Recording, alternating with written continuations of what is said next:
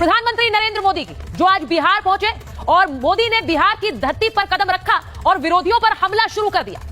क्या मोदी के आते ही विरोधियों में एक हड़कंप मच गया? क्योंकि पीएम मोदी ने वहां पहुंचते ही ऐलान कर दिया वो कानून लेकर आ रहे हैं जिसमें 30 दिन के बाद कुर्सी नहीं रहेगी। जो अपराधी हैं, जो भ्रष्टाचारी हैं, वो कुर्सी पर रहकर काम नहीं कर पाएंगे। अगर अधिकारी के लिए कानून है तो नेता के लिए क्यों नहीं? वो कानून मुझ पर भी लागू होगा, प्रधानमंत्री पर भी लागू होगा। ये आज प्रधानमंत्री नरेंद्र मोदी ने बिहार की धरती पर बोला। उन्होंने कहा कि भ्रष्टाचारियों को कुर्सी छोड़नी ही होगी। ये सीधा वार उनका आरजेडी पर था, लालू यादव और तेजस्वी यादव पर था। आज महाभारत में पूछ रही हूं, क्या मोदी सरकार के नए कानून से सबसे ज्यादा हड़कंप बिहार में ही मचने वाला है? तस्वीरें देखिए, नीतीश कुमार के साथ आज एक जुटता का संदेश भी दिया प्रधानमंत्री ने, उनके साथ घूमे, दोनों साथ में थे और यह जरूरी भी था क्योंकि यह सभा गया जी में थी। लालू यादव ने इसी सभा से पहले कहा कि गया जी में आकर जेडीयू का पिंडदान करने वाले हैं मोदी। यह कहा लालू यादव ने पोस्ट के जरिए। तो आज बिहार की धरती से किसके नंबर बढ़े हैं, किसके घटे हैं, महाभारत में आज इस पर बात करने वाली। इसी के साथ साथ आज बात कर रही हूं कि कैसे बिहार में वोटों का खेल वर्सेस घुसपैठिए फेल चल रहा है। ये क्यों कह रही हूं? क्योंकि नरेंद्र मोदी ने आज बिहार में घुसपैठियों पर वार किया। उन्होंने कहा कि घुसपैठियों को खदेड़ना जरूरी है। एसआईआर की जो प्रक्रिया है वो भी घुसपैठियों को खदेड़ने के लिए है। इस देश पर घुसपैठियों को क्यों राज करने दिया जाए, उन्हें चुन चुन कर निकाला जाए। लेकिन वहीं दूसरी तरफ घुसपैठियों को लेकर क्या एक टेंशन है विरोधियों का, क्योंकि राहुल गांधी, तेजस्वी यादव मदरसे में जा रहे हैं, मस्जिद में जा रहे हैं, उसमें कोई गलती नहीं है। लेकिन बीजेपी पूछ रही है मंदिर क्यों नहीं जाते हैं? ये मदरसे में जाते हैं क्योंकि ये संदेश देना चाहते हैं घुसपैठियों को कि हम तुम्हारे साथ हैं। ये सब मुस्लिम वोटों के लिए हो रहा है, मुस्लिम वोटों का खेल है, जिसकी वजह से ये तेजस्वी और राहुल गांधी मदरसे में जाते हैं, मस्जिद में जाते हैं, लेकिन मंदिर की तरफ देखते भी नहीं है। आज महाभारत में ये सवाल भी पूछूंगी कि क्या वाकई मुस्लिम वोटों का खेल चल रहा है? इसी के साथ साथ आज महाभारत में यह भी बात करूंगी कि आज सुप्रीम कोर्ट ने एसआईआर की प्रक्रिया पर क्या कह दिया। विपक्षी दलों को सीधा संदेश दिया है कि शोर शराबा तो फुल है लेकिन सहयोग जीरो है। एसआईआर पर 12 दलों को पक्षकार बना दिया सुप्रीम कोर्ट ने और यह कहा कि जो दल इतना कुछ कह रहे हैं, बयान बड़े बड़े देते हैं, वो एसआईआर की प्रक्रिया में सहयोग क्यों नहीं करते हैं? क्योंकि हंगामा तो बहुत है लेकिन सहयोग और समर्थन जीरो है। आखिर लोगों की मदद कीजिए। सिर्फ टीवी पर जाकर क्या सिर्फ प्रचार होगा? एसआईआर को लेकर हंगामा होगा लेकिन लोगों की मदद नहीं होगी।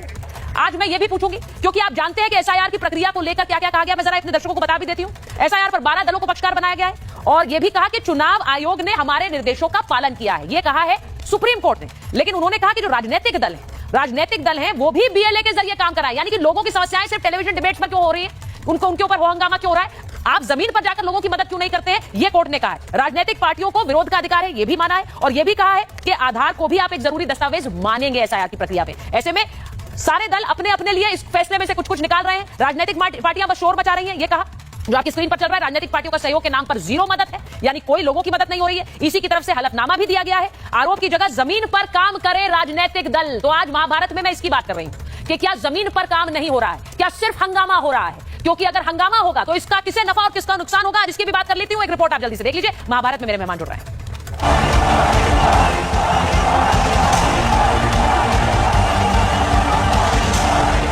प्रधानमंत्री नरेंद्र मोदी आज बिहार पहुंचे, गया जी की धरती से करोड़ों की सौगात दी।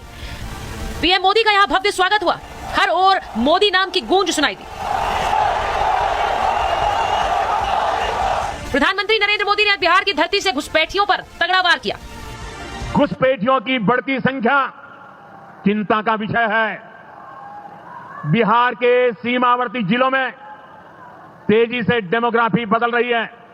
हम हर घुसपैठियों को देश से बाहर करके ही रहेंगे। कांग्रेस और आरजेडी जैसे दल बिहार के लोगों का हक छीनकर घुसपैठियों को देना चाहते हैं।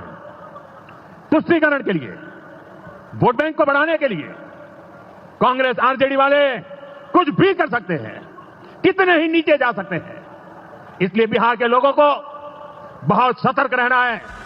पीएम मोदी के वार से विपक्ष असहज है। मोदी घुसपैठी हटाओ के मिशन पर है, तो उधर राहुल गांधी और तेजस्वी यादव को मुस्लिम वोट की टेंशन है। अल्पसंख्यकों को साधने की कोशिश में लगे हुए हैं। राहुल और तेजस्वी आज मदरसे में घूमते नजर आए। राहुल गांधी के चेहरे की खुशी बता रही थी कि वो मुलाकात से गदगद है, लेकिन राहुल की इस खुशी पर बीजेपी ने सवाल उठाए। राहुल गांधी खंडवा से गुजरे लेकिन श्री बाबू की मूर्ति पर भी माल्यार्पण करने का समय नहीं।